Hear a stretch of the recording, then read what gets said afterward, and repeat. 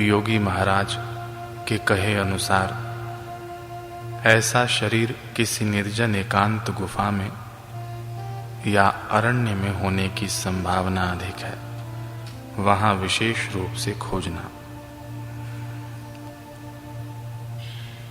इधर राज्य कर्मचारी निकल पड़े शरीर की तलाश में, और दूसरी ओर आचार्य शंकर की शिष्य मंडली उनके निष्प्राण शरीर की रक्षा में तन और मन से जुटी हुई थी। उन्हें चिंता होने लगी कि कई महीने की अवधि बीत गई, परंतु कृपालु गुरुदेव ने अब तक अपने शरीर में प्राण प्रतिष्ठा नहीं की।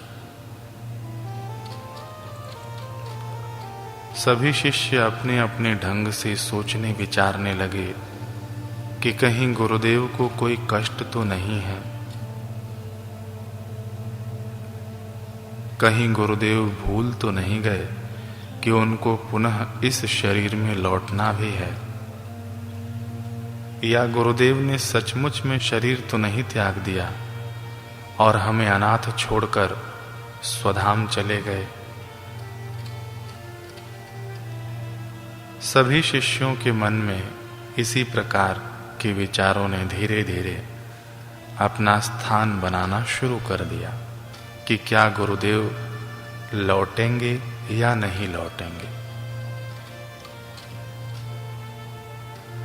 गुरु भाइयों की मनः स्थिति को पद्मपाद समझ गए। ऐसी स्थिति में क्या किया जाए जिससे इनकी गुरु वचनों में निष्ठा दृढ़ हो जाए। पद्मपाद ने सभी गुरु भाइयों को एकत्रित कर कहना प्रारंभ किया कि प्यारे बंधुओं, हमें वास्तव में मन के संकल्पों और विकल्पों के निर्वाण पथ का अनुगमन करना है, ना कि जड़ मन के कल्पनाओं को पुष्ट। क्या भूल गए आप लोग मंत्र मूलम गुरुर्वाक्यम का अलौकिक अनुभूत सूत्र जो शास्त्रों ने प्रत्येक शिष्य के लिए दिया है। गुरुदेव ने जाते समय हम सभी को यही कहा था कि मेरे शरीर की रक्षा करना, मैं अपना कार्य पूर्ण करके पुनः लौट आऊंगा। गुरु के वचनों में निष्ठा रखो। इतने में दूसरे गुरु भाई ने कहा कि बंधु पद्मपाद, हमको गुरुदेव के वचनों में पूर्ण विश्वास है, परंतु अब गुरु जी के बिना हमें भय ने ग्रसित करना प्रारंभ कर दिया है। भय तो इस बात का है कि कहीं गुरुदेव हमसे उदासीन तो नहीं हो गए, या फिर लौटने का उन्होंने विचार ही त्याग दिया है, या फिर उसी शरीर में रहकर अब ज्ञान उपदेश करने का उन्होंने निश्चय कर लिया है। भाई पद्म, हमें अपने गुरु जी का पता लगाना होगा और उनसे प्रार्थना करनी होगी कि स्वामी, हम भी आपके ही आश्रित हैं। इस प्रकार की गोष्ठी पूर्ण होते ही सभी का यही मंतव्य बना कि गुरुदेव को खोजना चाहिए।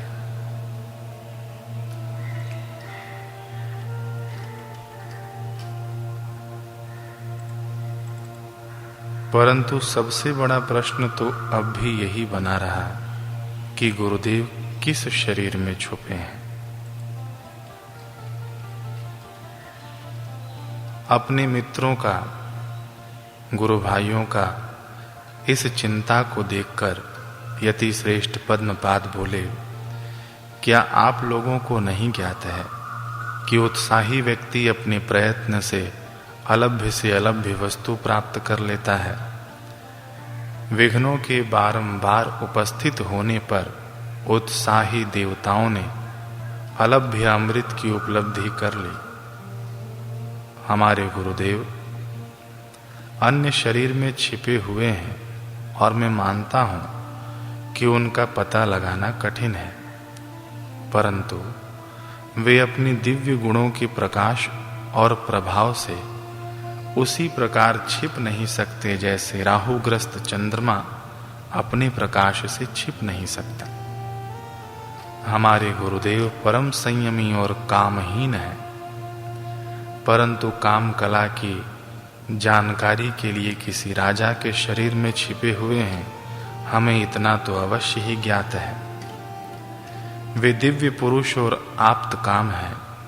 उन्होंने जिस भूभाग को अपने चरण कमलों से सुशोभित किया होगा, वह भूभाग त्रिविध तापों, आदि भौतिक, आदि दैविक और आध्यात्मिक से विनिर्मुक्त होगा।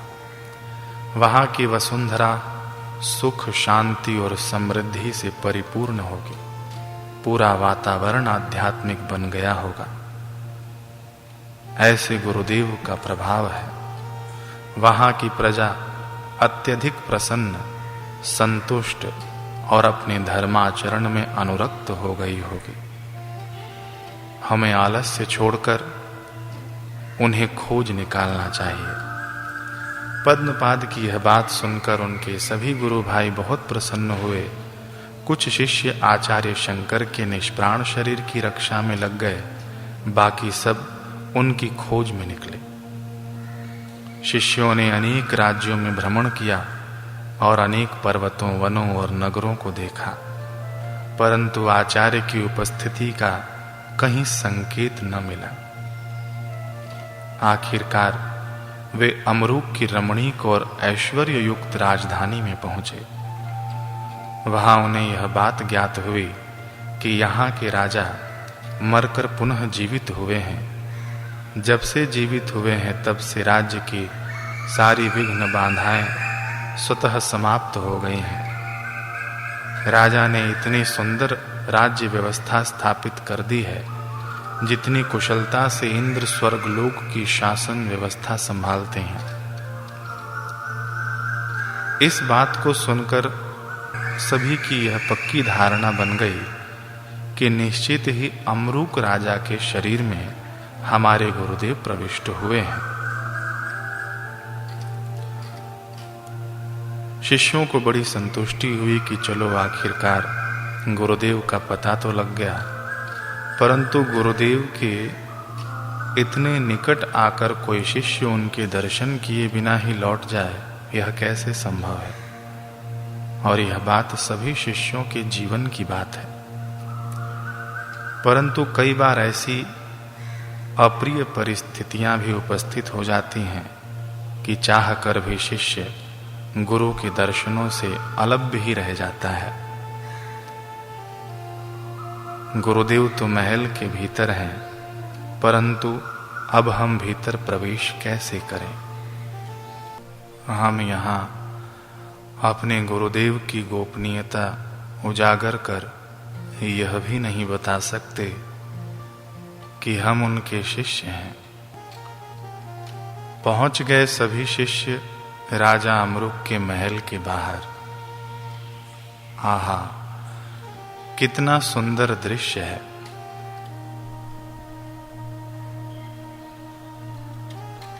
मेरे गुरुदेव इस महल के भीतर हैं। ऐसा विचार कर सभी शिष्य आनंद विभोर हो गए। उनकी मुखाकृति आनंद को प्रकट करने लगी। शिष्यों से रहा नहीं गया। महल के द्वार पर ही सभी शिष्यों ने दंडवत प्रणाम कर दिया। द्वारपालों को आश्चर्य भी हुआ और तिरस्कृत व्यंगात्मक हंसी भी आई कि ये कैसे यति लोग महल को प्रणाम करते हैं। आखिर महल को कौन प्रणाम करता है? राजा को प्रणाम करते तो देखा है, लेकिन ये यति होकर भी महल को प्रणाम करते हैं। द्वारपाल इस बात से अवगत नहीं कि जिस जगह गुरु का निवास होता है वह सत शिष्यों का धाम बन जाया करता है। शिष्यों ने महल के भीतर जाने के लिए द्वारपालों से निवेदन किया। द्वारपाल ने पूछा कि पहले ये बताओ कि आप यति होकर भी महल को दंडवत कर रहे हैं, क्या बात है? पद्मपाद ने कहा कि हमने सुना है कि यहाँ कोई धर्मात्मा राजा रहते हैं और धर्मात्माओं को प्रणाम करने से यश और पुण्य की वृद्धि होती है, इसलिए हमने महल को नहीं उन धर्मात्मा को प्रणाम किया है।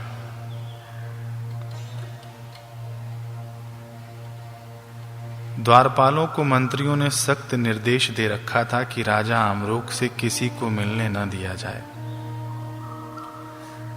साधनोपयोगी सामग्री की आवश्यकता की पूर्ति की व्यवस्था द्वार पर ही कर दी गई थी। आपको अभी हम भीतर प्रवेश नहीं दे सकते, द्वारपालों ने विनम्रता से उत्तर दिया। आप लोगों की भिक्षा की व्यवस्था यहीं कर दी गई है, क्योंकि धर्मात्मा राजा के यहाँ से कोई भी यति, भिक्षुक, याचक रिक्त नहीं जाता। पद्मपाद ने कहा, महोदय, हम यति सन्यासी हैं, महान गुरु के हम शिष्य हैं। हम राजा अमरूक से भेंट कर पुनः वापस चले जाएंगे। हमारी यही याचना है, भिक्षा का हेतु नहीं है हमारा। अरे सन्यासी बाबा, आपने सुना नहीं कि आजकल महाराज किसी से नहीं मिलना चाहते हैं, अतः अपना आग्रह त्याग कर पुनः लौट जाइए। शिष्य पद्मपाद ने कहा कि महोदय, हम यहाँ मात्र राजा से भेंट करने ही नहीं आए हैं, हम तो उनको आशीर्वाद प्रदान करने के लिए आए हैं और शायद उनके राज्य पर कोई अभिष्ट संकट का अंदेशा है, इससे उन्हें अवगत कराने भी आए हैं, इसलिए हमें मिलने दिया जाए। द्वारपाल क्रुद्ध होकर बोला, अरे सन्यासी महाराज, हमारे राजा अमर हैं, उनका तो मृत्यु ने भी कुछ नहीं बिगाड़ पाया, तो और किसी प्रकार का अभिष्ट उनका क्या बिगाड़ पाएगा। आप यति होकर भी इतना दुराग्रह करेंगे तो हमें बलपूर्वक आप लोगों को यहां से भगाना पड़ेगा।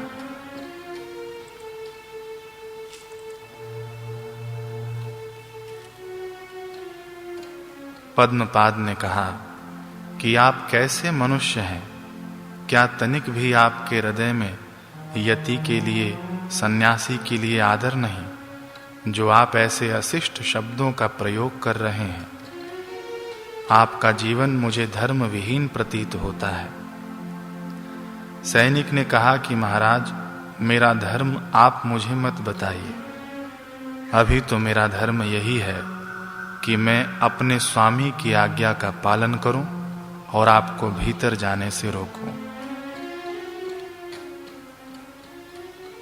पद्मपाद ने लंबी श्वास भरी और पीछे मुड़कर गुरु भाइयों की ओर निहारते हुए आंखों की भौवों से ही वापस लौटने का संकेत कर दिया।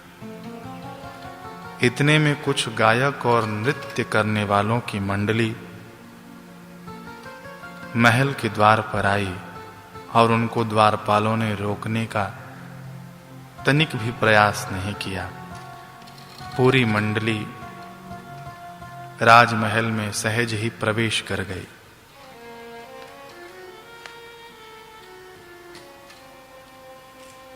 शिष्य पद्म और अन्य शिष्यों के पूछने पर किसी सज्जन ने अवगत कराया कि हमारे महाराज आध्यात्मिक गायन, वेदांतिक श्लोक एवं कविताओं के पाठ श्रवण में विशेष रुचि रखते हैं। लोग अपनी कला प्रदर्शित कर राजा के कर कमलों द्वारा पारितोषित होते हैं। पद्मपाद को युक्ति मिल गई। वर्णन आता है कि शिष्यों ने गायक का वेश बना लिया। किसी शिष्य ने हाथ में मृदंग संभाला तो किसी शिष्य ने हाथ में करताल संभाला। कैसा जुनून सर चढ़कर बोलता है सत शिष्यों का कि गुरु के दर्शन के लिए, गुरुदेव से भेंट के लिए क्या क्या युक्ति खोज निकालते हैं। अब सभी शिष्यों को यत्न प्रयत्न की फल प्राप्ति हुई और महल में प्रवेश मिल गया। एक गायक के वेश में महल के द्वार से प्रवेश करते ही, पहला कदम रखते ही शिष्यों को ऐसा एहसास हुआ कि मानो हम गुरुदेव की गोद में आ गए। अद्भुत प्रसन्नता, अद्भुत शांति, विलक्षण शांति। ऐसा प्रतीत ही नहीं हो रहा था कि यह कोई राजसी भवन है। गुरुदेव की आभा ने उस संपूर्ण महल को मानो आच्छादित कर आश्रम में परिवर्तित कर दिया था। आगंतुक शिष्यों के कदम नहीं पड़ रहे थे वसुंधरा पर, मानो उनके हृदय को चरण निकल आए हों और उनका हृदय दौड़ रहा हो अपनी बाहें पसार कर गुरुदेव की ओर। अंततः वह स्थान भी आ गया जहां अनेक गायक मंडली पहले से ही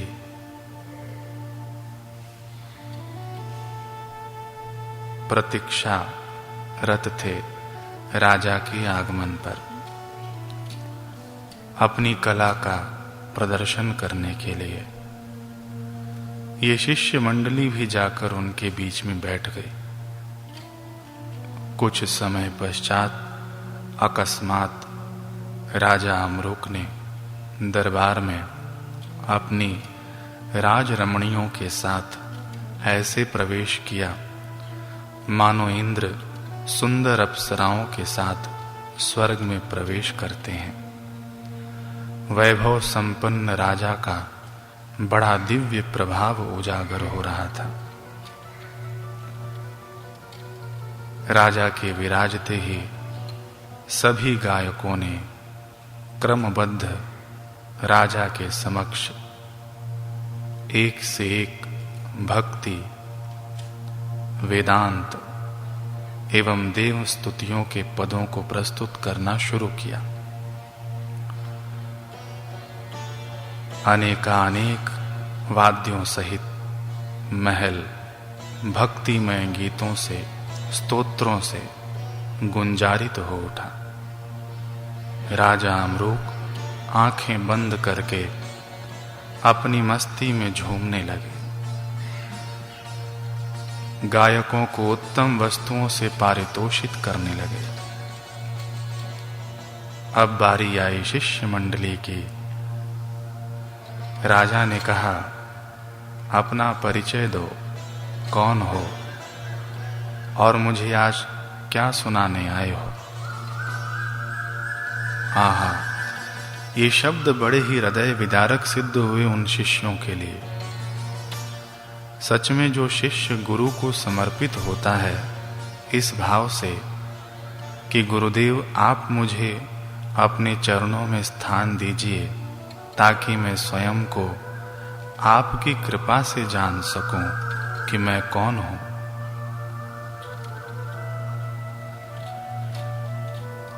परंतु यहाँ उल्टी ही धारा बह रही है।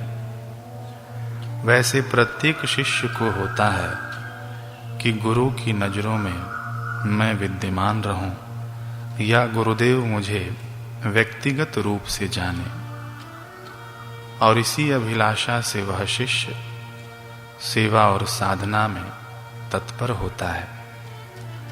शिष्यों ने जैसे अनुमान किया था कि गुरुदेव हमको देखकर प्रसन्न हो जाएंगे अथवा अपने हितकारी आशीर्वचनों का हमें प्रसाद देंगे, परंतु यहाँ तो गुरुदेव ने सर्व अनभिज्ञ होकर इनसे इनका ही परिचय पूछ लिया कि तुम कौन हो।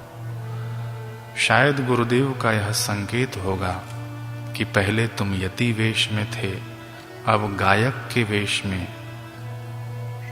तो तुमको तुम्हारा वास्तविक परिचय तो ज्ञात है या नहीं। परंतु यह सांकेतिक सीख शिष्यों ने ग्रहण नहीं की। शिष्यों के मानो पैरों तले जमीन ही खिसक गई और शिष्य मंडली गहरी प्रमाद और शिथिलता की खाई में गिरते चले गए। पुनः एक स्वर का आगमन हुआ। कलावृंदों, आप लोग अपना परिचय दीजिए।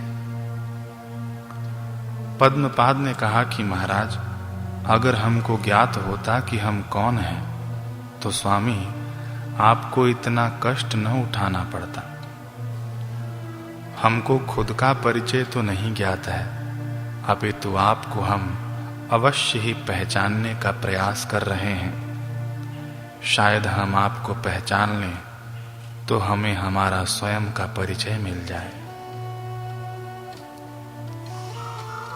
राजा अमरूक उनकी अटपटी बातों को मुख पर आश्चर्यता की आकृति प्रकट कर श्रवण किए जा रहे हैं।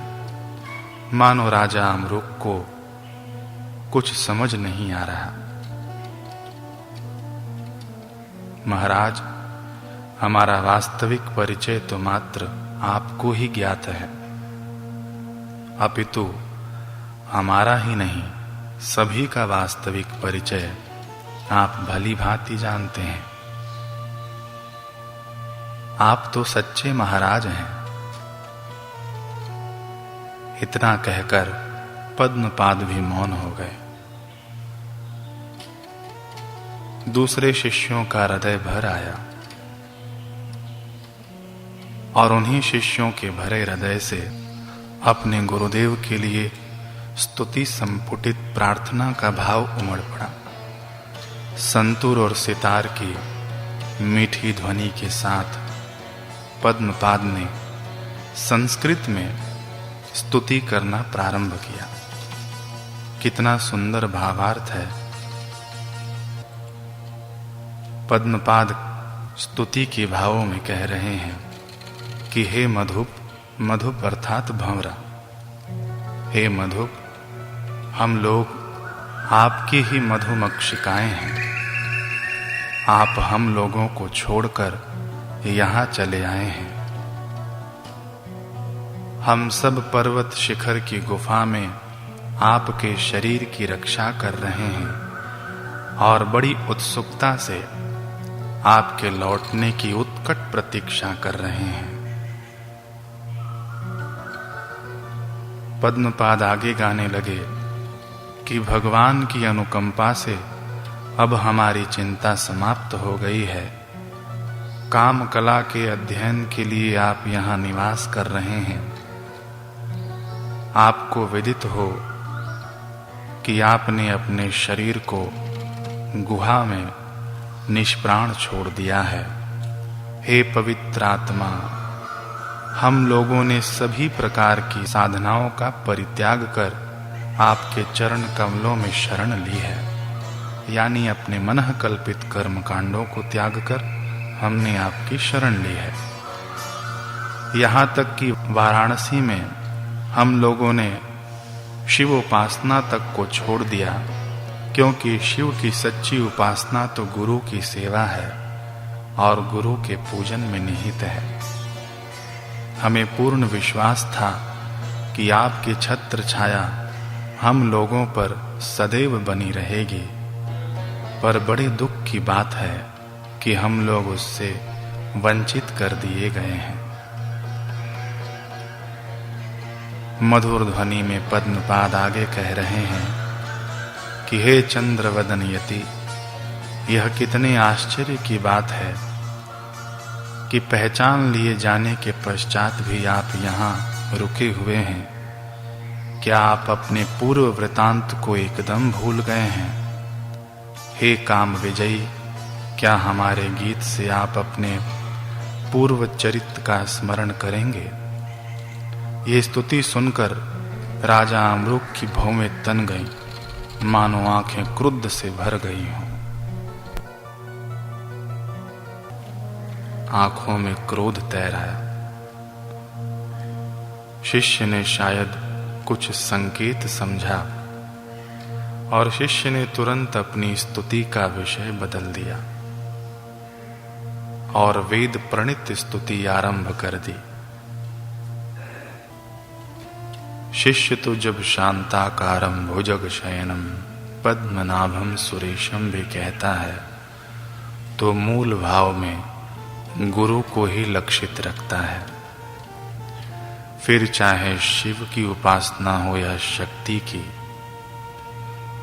स्तुति हो, शिष्य की वृत्तियां हर भाव में गुरुगामी ही होती हैं। स्तुति का हमने यह भाव सुना। राजा अमरूक बड़े प्रसन्न हुए एवं गायकों को अपने हाथों से पारितोषित किया। पुरस्कार तो औरों की दृष्टि में था, शिष्यों की दृष्टि में तो वह प्रसाद था। प्रसाद लेकर वे सभी शिष्य पुनः उसी निरंजन स्थान में लौट आए जहां शंकराचार्य जी का निश्चेष्ट शरीर विद्यमान था। कुछ समय के पश्चात राज्य कर्मचारी भ्रमण करते हुए वहीं पहुंच गए जहां आचार्य शंकर का निश्चेष्ट शरीर विद्यमान था। प्रातः काल का समय है। शिष्यगण नैतिक क्रिया हेतु बाहर गए हुए हैं। सैनिकों ने गुफा के भीतर प्रवेश किया और अनोखा दृश्य देखा। एक यति पद्मासन लगाए हुए बिल्कुल दंड की भांति बैठा है। यति के मुखमंडल पर अलौकिक तेज है। मुखमंडल की सौम्यता मन को मोहने वाली है। कर्मचारियों ने सोचा कोई साधु है और भगवान का प्रातःकालीन ध्यान कर रहा है। ओ यति महाराज, ध्यान से तनिक उपराम होकर अपना परिचय हमें दीजिए। आपको पहले कभी इस राज्य में देखा नहीं महाराज, क्योंकि इस राज्य के जितने भी साधु, यति, महात्मा, धर्मात्मा हैं, वे सभी राज्य के भंडारे में प्रसाद पाने आते हैं, हमारे राजा को आशीर्वाद देने आते हैं। आपको पहले हमने कभी नहीं देखा। सैनिकों की बातों का कोई प्रत्युत्तर नहीं मिला। सैनिकों ने कई बार आवाज लगाई, लेकिन यति का शरीर अब भी पूर्ववत निश्चेष्ट। शंकातुर होकर सैनिकों ने शंकर के शरीर का स्पर्श करके हिलाना डुलाना चाहा, परंतु निश्चेष्ट शरीर एक शववत किसी भी प्रकार की प्रतिक्रिया देने में असमर्थ। राज्य कर्मचारी अब पूर्ण आश्वस्त हो गए कि उनकी खोज संपूर्ण हुई। बड़े ही हर्षित हुए। इतने में शिष्यों का आगमन हुआ। सैनिकों ने सभी शिष्यों को बंदी बना लिया। शिष्यों ने गुरुदेव के शरीर के रक्षार्थ अपना पूर्ण प्रयास किया, परंतु शारीरिक बलहीनता ने शिष्यों का समस्त प्रयास असफल कर दिया। अंततः बंदी बनाए गए। गुफा के बाहर अब सैनिकों ने लकड़ियों से अर्थी तैयार की और शंकर के शरीर को समाधिस्थ मुद्रा में उठाकर चिता पर बैठा दिया। शिष्यों ने क्रंदन करना शुरू किया, प्रलाप करना प्रारंभ किया, परंतु एक भी सैनिक का हृदय इससे विदारित न हुआ। एक शिष्य जोरों से चीख पड़ा, अगर तुमने गुरुदेव के शरीर को कुछ भी हानि पहुंचाने की कुचेष्टा की तो तुम्हारा पूरा साम्राज्य नष्ट हो जाएगा। सैनिक ने प्रत्युत्तर में कहा कि सन्यासी महाराज, अभी तो हम आपके गुरु के शरीर को नष्ट करें, तत्पश्चात जो घटित होगा उसे भी देख लिया जाएगा। बहुत प्रयत्न के पश्चात भी जब शिष्यों के हाथ सफलता नहीं लगी तो अंत में एक शिष्य ने कहा, सुनो महोदय, अब हमें भली भांति ज्ञात हो गया है कि हमारे गुरुदेव का शरीर हमारे बीच नहीं रहेगा। आप लोग अपनी क्रूरतावश इनके शरीर को नष्ट कर ही दोगे, परंतु सुनो, ये हमारे गुरुदेव हैं जो अभी समाधिस्थ बैठे हैं। इन्होंने हमें ज्ञान मार्ग में अग्रसर किया है। एक पिता की भांति हमें संभाला है, माता की भांति इन्होंने हमारा लालन पालन किया है। आप लोगों के तो पारिवारिक जन होंगे अपने घरों में, परंतु हमारे सर्वस्व तो हमारे गुरुदेव ही हैं। संसार के समस्त रिश्तों का, समस्त नातों का परित्याग कर हमने अपने गुरुदेव की शरण स्वीकार की है। हमारे गुरुदेव ही हमारे समस्त परिवार हैं। हमारे गुरुदेव ही हमारे भगवान हैं। इन्हीं में समस्त देवी देवताओं के दर्शन हम करते हैं। इन्हीं की हम रोज प्रातः पूजा अर्चना करते हैं। सैनिक महोदय, देखिए, अभी प्रभात की वेला है और हम सभी आप लोगों के बीच घिरे हुए हैं। हम असहाय हैं। हमारा एक आखिरी बात आप लोग मान लीजिए। हमें अपने गुरुदेव की आखिरी बार पूजन कर लेने दीजिए, क्योंकि हर प्रभात काल में हमने गुरुदेव के पूजन के नियम ले रखे हैं। सैनिक ने उत्तर दिया कि हमें कोई मूर्ख समझते हो सन्यासी? हमें विलंब हो रहा है। कई दिनों से इसी शरीर की तलाश में हम भटकते आए हैं।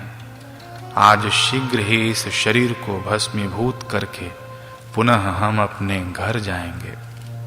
तुम कहते हो कि हम तुमको पूजन के लिए अवधि प्रदान करें, तो कौन जानता है कि तुम्हारी पूजा कब खत्म होगी और इतनी देर में कोई अनहोनी घटित हो गई तो? सन्यासी, हम आपकी यह इच्छा पूर्ण नहीं कर सकते। सैनिक ने मशाल को प्रज्वलित कर दिया और बढ़ गया शंकर के शरीर की ओर।